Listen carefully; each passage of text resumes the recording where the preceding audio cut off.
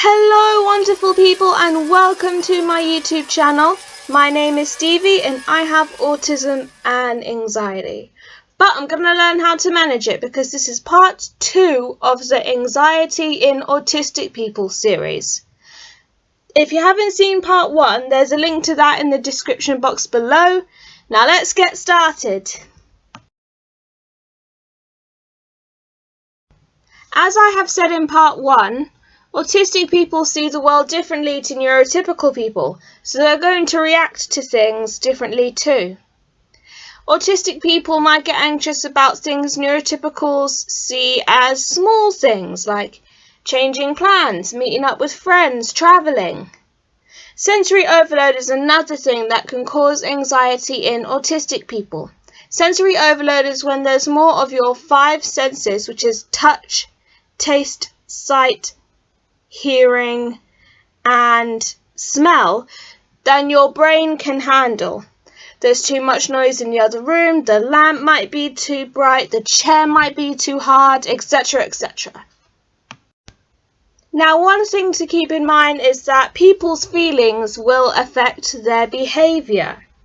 If an autistic person is anxious, they might become aggressive or they might start stimming. Stimming is a repetitive body movement that helps autistic people with anxiety, fear, anger, excitement, or any other strong emotions. It's really important to identify when you're anxious. For example, if you find yourself flapping your hands, or if you're unable to speak well, if your heart's beating really fast, you're anxious. Notice how you feel as well. If you feel self-conscious, tense or nervous, that also means you're anxious. For autistic people like myself, having a routine is a great way to making us feel less anxious. Having a routine / timetable is a great way to take uncertainty, therefore making the autistic person less anxious. Here is an example of a timetable.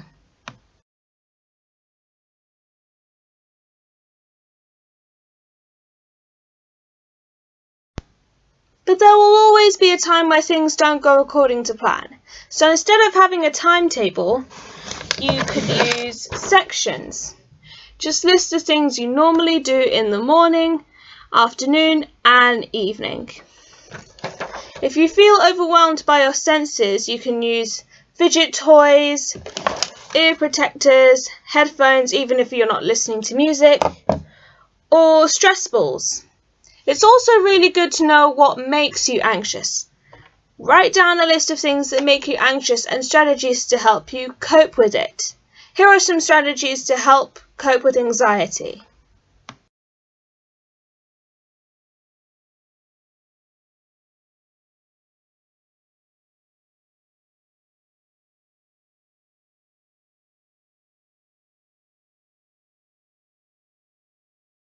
If you have an autistic friend and you want to meet up with him or her, you can help your autistic friend by giving him or her lots of information about that particular meetup.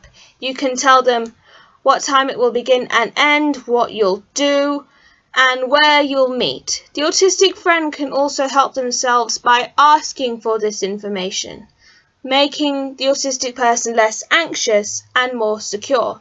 If you've been invited to something and you don't want to go, it's okay to say no. You don't have to say yes all the time. It's better to say no than putting yourself into a situation that you don't want to be in. You can make up an excuse like, I'm sorry but I'm busy that day, or I'm sorry but I have a stomachache. If you're hanging out with your friends and you're starting to feel really anxious, it's also okay to leave. Just tell them, I'm sorry, my mum just texted me, I need to go, or I'm sorry, but I don't feel well and I need to go home.